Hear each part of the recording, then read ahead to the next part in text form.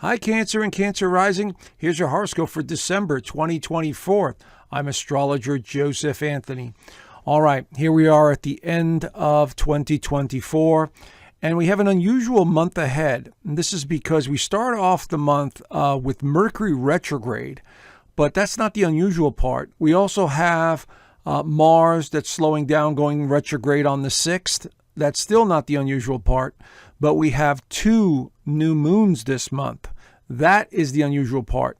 So we have basically 2 lunations and a couple of retrogrades, which means that things will be slowing down, feeling a little strange, going down, into nostalgia mindset, and we'll be revisiting the past. Now, there's other aspects here in the chart, which I'm going to go over. And by the way, this reading is for anyone who has a sun sign in Cancer or a rising sign in Cancer. It pertains to you. It's a general overview using Western astrology, using the tropical whole house system. And again, it's very basic. It's very general because everyone's birth chart is completely different and their birthdays are completely different. So it has to be a general overview. But for the most part, Cancer is ruled by the moon. So when we have a major event like a lunar eclipse or a solar eclipse, it definitely affects Cancer or Cancer rising folks. But this month we have 2 new moons. So it's going to give you 2 new opportunities this month to change something about your current situation. So let's dive in a little deeper. Here is the first situation we find ourselves in. The sun and the moon are in the 6th house, and the new moon is actually going to be in the first in Sagittarius, right here in your 6th house of health, service, taking care of business, your daily routine. It's in Sagittarius. So Sagittarius is about learning, teaching, philosophy, travel, exploring, higher purpose. So you start off the month questioning everything. And so this is going to be a very important time for many of you that you're going in a new direction, or you're thinking about reinventing yourself, or you're thinking about possibly starting a new exercise program. 6th house also rules exercise program.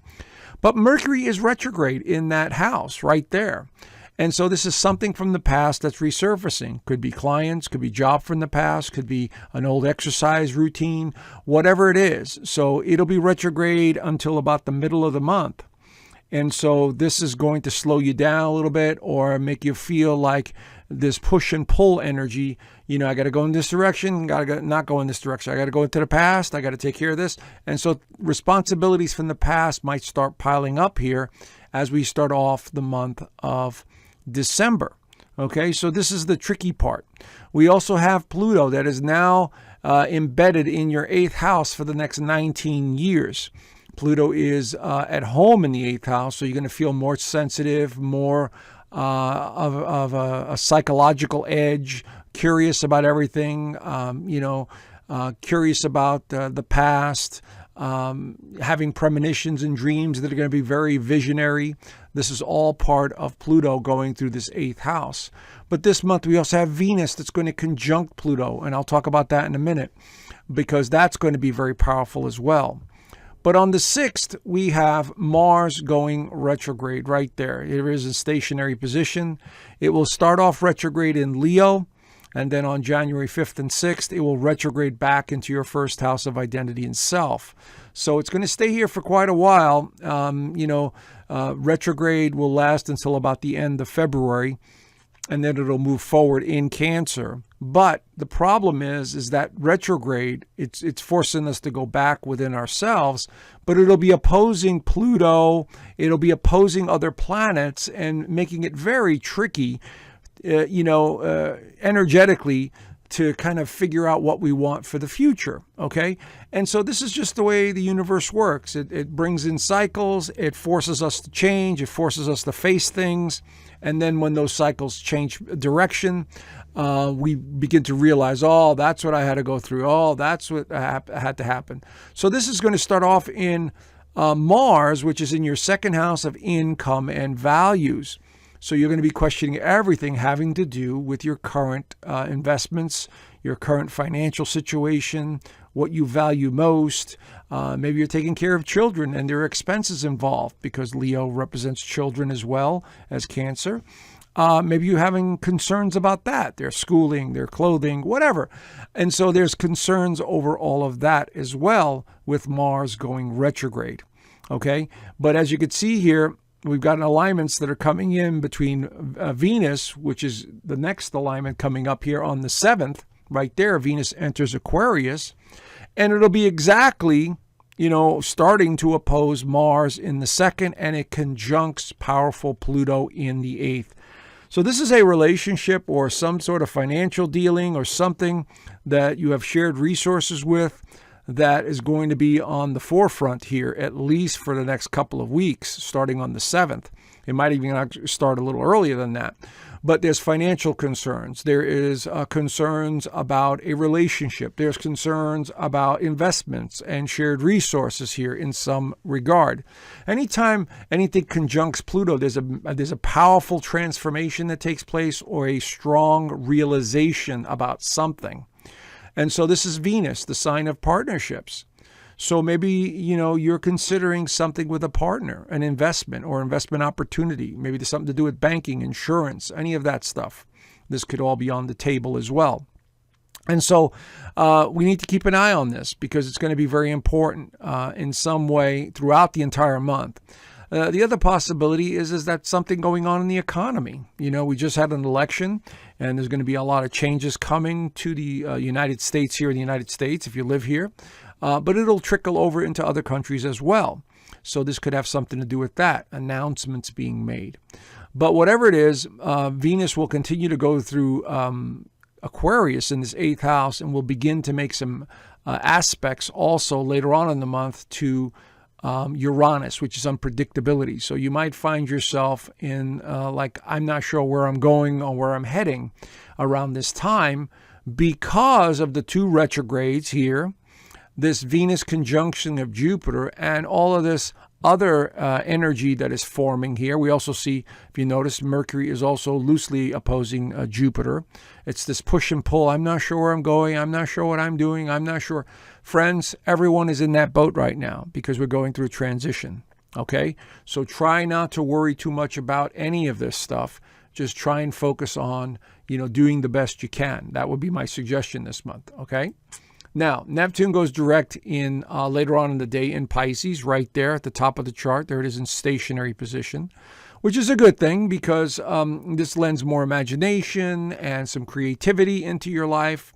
It's normally not a big deal. It usually, it's just more external as opposed to internal.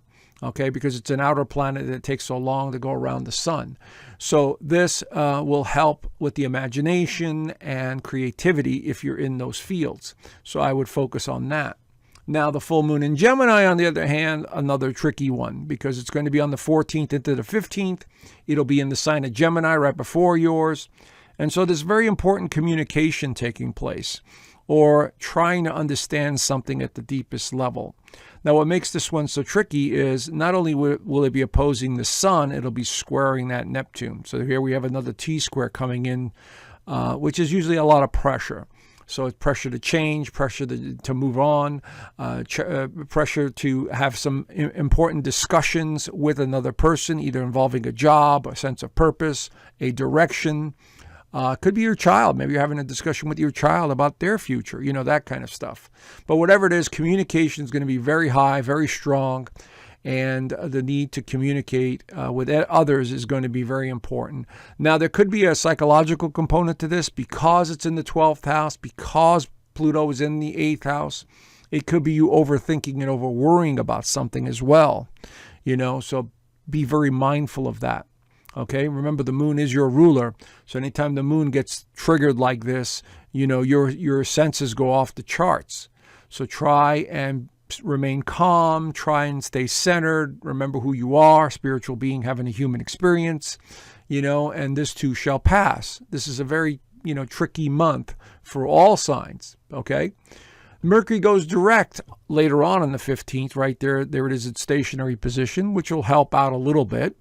Get a little more clarity, a little bit more understanding of the issues around the 6th house. Like I said, it could have something to do with health, could have something to do with a job, daily routine, misunderstandings that you need to clear up.